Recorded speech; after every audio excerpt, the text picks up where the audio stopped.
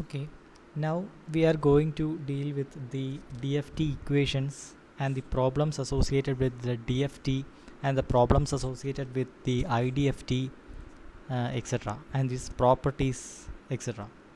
So, as a conclusion or as a review of the DFT, then we can say this is the input signal which is in the discrete form,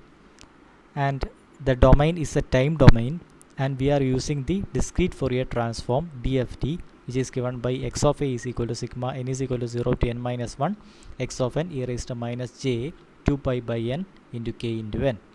where the sampling interval is given by 2 pi by n, and the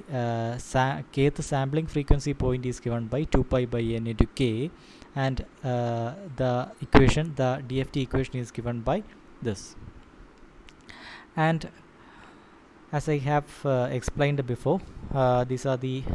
points dealing with x of k, which is equal to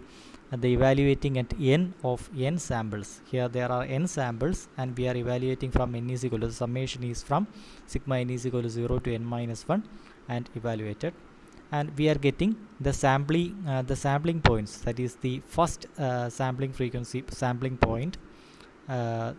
like 2 pi by n into k. Then the sampling frequency point, we are obtaining the sampling frequency points, first sample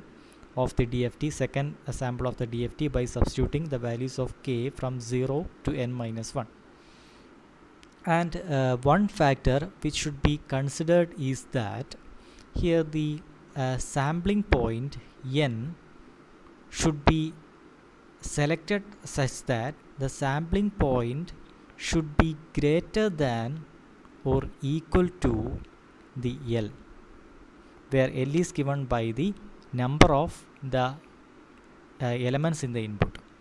Thus the number of sampling points should always be greater than or equal to the number of the input elements which is contained in x of n. Okay, this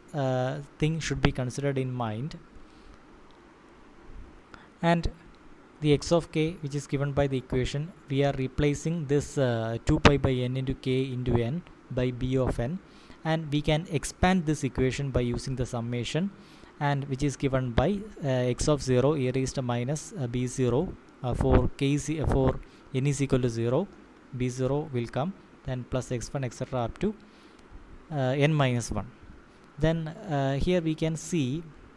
the e raised to minus j theta format is here. So by using the Euler's formula, we can replace the x of k is equal to in cos and sine terms, and so finally we will get x of k is equal to a complex form. As we have explained earlier in the earlier videos, we are obtaining a complex form for each of the samples. For each of the samples, we are obtaining a complex number. So I have told before, for each of the k values, we are getting a phasor which is rotating around the real and imaginary axis,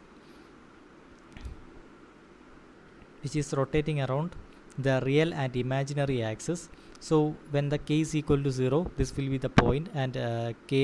when k is equal to 1, this will be the point, and when like this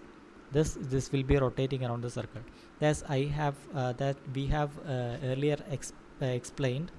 the input signal, which is in a discrete form, is wrapped around this real and imaginary part, and in the DTFT we have seen that it will be a continuous form, but in the case of the DFT it will be points, that is the samples of the DTFT explained earlier. So for each of these samples, there will be a magnitude and a phase corresponding to that. So by using the